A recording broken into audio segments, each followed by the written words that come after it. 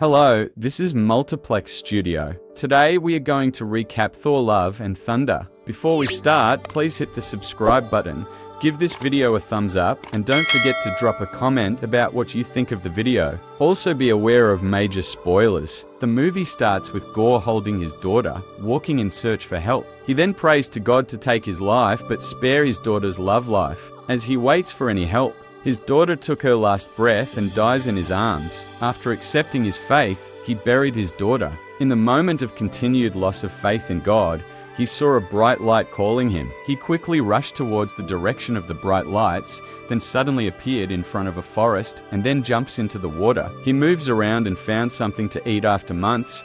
Then that same God to whom he praises every time suddenly appeared in front of him. Gorr was happy to see his God and asks for help, telling Rapu how all his people have been dead due to dehydration and lack of care. But that doesn't seem to be bothering him, as he makes fun of his loyalty. As God also says that other gods are sending troops to destroy my kingdom with the evil and cursed neck sword. Gorr realizes that the gods use them as their baits and that the sacrifice of his daughter means nothing to him. He renounces the god, saying that he can't be a god if he doesn't care about his people. This makes Rapu angry. He stood up, strangled him, and says that his sacrifice would be a great cause for his new kingdom. The narrow sword offers itself to Gorr, as he used to stab Rapu in the neck, and vows to kill all gods before cutting off Rapu's head. All gods will die. Gorr is granted the ability to wield the sword, but is cursed with an impending death and corruption under the sword's influence. But to him, it feels like a promise. Korg tell the children of Asgard how Thor grew and grew and grew. Then Thor, who has joined the Guardians of the Galaxy after working so hard to be in shape, but yet can't get over his last relationship with Dr. Jane Foster, got a distress signal call from Sif. He parts ways with the team and finds an injured Sif. She warns him that Gorr's next target is New Asgard. Meanwhile, Dr. Jane Foster, Thor's ex-girlfriend, has been diagnosed with stage 4 terminal cancer, with medical treatment proving ineffective. After hearing Thor's hammer Mjølnir calls out to her, she then travels to New Asgard hoping that Thor's hammer, Mjølnir, which was previously fractured by Hel, might heal her due to an enchantment Thor unknowingly placed on it years earlier to protect Jane. Mjølnir reforges and bonds itself to her. Gorr attacked New Asgard, then Thor arrives just as Gorr's attack begins. Thor was happy to see Mjølnir and was surprised to find Jane wielding Mjølnir, but teams up with her and fight Gorr. They defeated Gorr, but he escapes, kidnapping several Asgardian children and imprisoning them in the shadow cage. Immediately they had a meeting. Then Thor promised the Asgardians that he will return the children.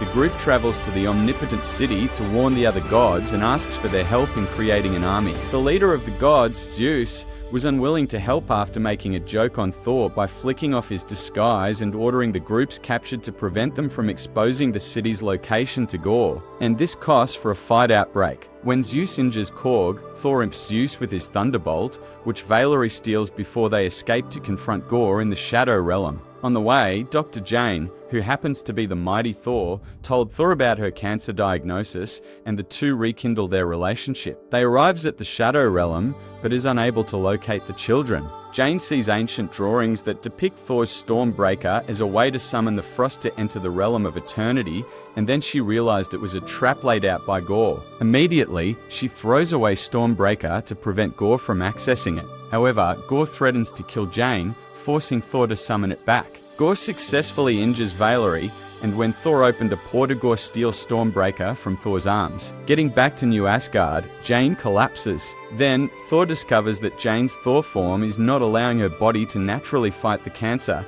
Due to this, Thor travels to Eternities, alone, and uses Zeus's Thunderbolt to grant the children the power of Thor.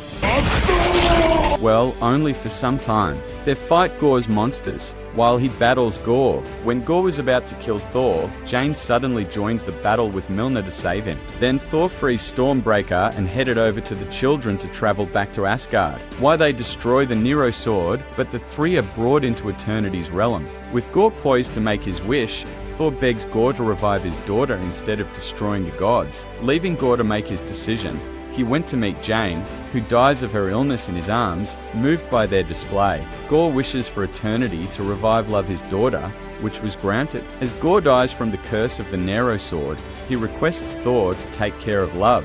In the aftermath, The children then return to Asgard, where Valkyrie, the king for Asgard, begin training them, and a monument in honor for the mighty Thor. Thor adopts Love, who joins him in his heroics planet-saving adventure, with Thor wielding Mjølnir and Love wielding Stormbreaker. In a mid-credit scene, back in Omnipotent City, a recuperating Zeus sends his son Hercules to kill Thor. In a post-credit scene, Jane arrives at the gates of Valhalla, where Heimdall welcomes her. This brings us to the end of the movie Thor Love and Thunder. Please don't forget to hit that subscribe button for more movie recaps. Thank you.